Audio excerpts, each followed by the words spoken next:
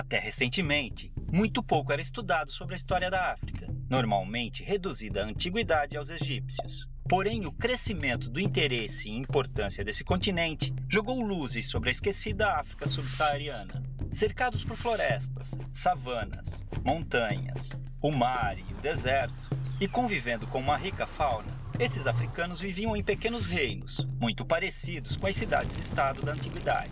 Dominavam técnicas de agricultura, metalurgia e mineração.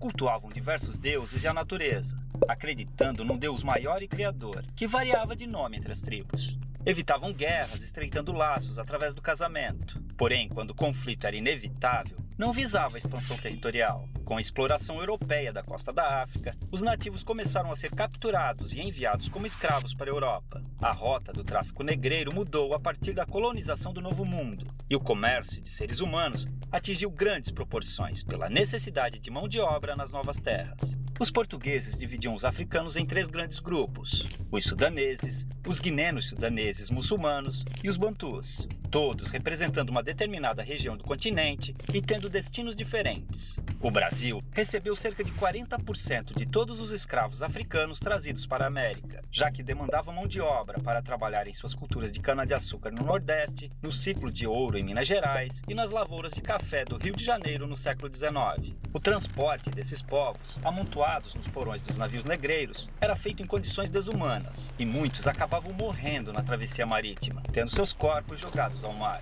Já desembarcados, os escravos eram vendidos e conduzidos aos seus destinos nas fazendas, onde eram obrigados a trabalhar de sol a sol, com roupas e alimentação de péssima qualidade. Dormiam em habitações escuras e úmidas, as senzalas, e muitas vezes eram acorrentados para evitar fugas. Os castigos físicos eram comuns, e o mais usado era o açoite. Com o comércio constante de escravos, não havia preocupação em manter seu bem-estar, já que podiam ser facilmente substituídos por novos africanos, fazendo sua expectativa de vida no Brasil ser muito baixa. Eram proibidos de praticar sua religião e obrigados a adotar o catolicismo e a língua portuguesa.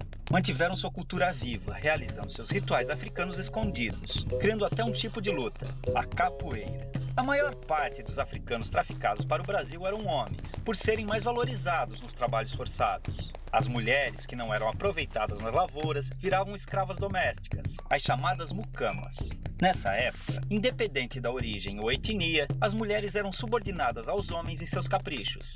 A mulher negra e escrava vivia a situação ainda mais degradante, sendo colocada como mero objeto sexual do homem branco. A miscigenação entre africanos, europeus e indígenas foi ponto-chave na constituição da população brasileira. As revoltas eram muito comuns nas fazendas, fazendo com que grupos de escravos organizados fugissem e formassem nas florestas os famosos quilombos, onde viviam em liberdade em comunidades similares às que existiam na África. Alguns escravos também conseguiram comprar sua liberdade adquirindo sua carta de alforria. Com o constante crescimento do sentimento abolicionista, o fim da escravidão era questão de tempo. Infelizmente, apesar de promover sua liberdade jurídica, a abolição não garantiu condições de vida dignas para os ex-escravos. A realidade que encontraram foi cruel, pois não possuíam moradia, condições econômicas ou assistência do Estado, fazendo muitos negros passarem por dificuldades após a liberdade.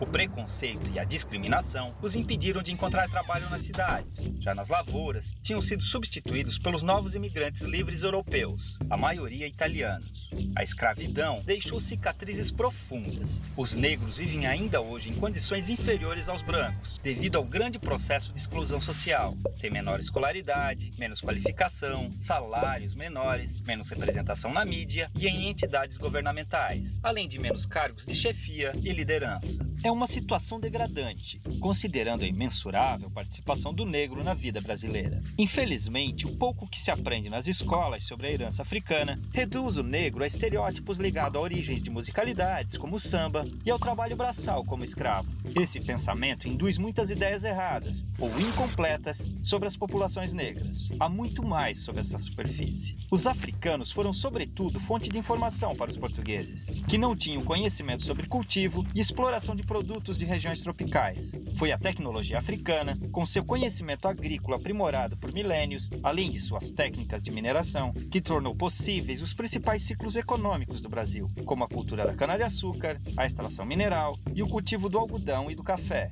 gerando riqueza e transformando a geografia e a história do país, naquelas que conhecemos hoje. Estima-se que chegaram ao Brasil cerca de 5 milhões de africanos, entre os anos de 1500 e 1850, de um total de 6 milhões que deixaram forçados a África com destino ao país. É uma vergonha que ainda hoje seus descendentes passem por diversos tipos de privações e violências, em um país cuja colonização africana foi muito maior que a europeia. Felizmente, graças à luta do movimento negro, diversas injustiças históricas estão sendo corrigidas, vislumbrando um futuro de esperança, inclusão e igualdade para um povo que sangra, mas resiste.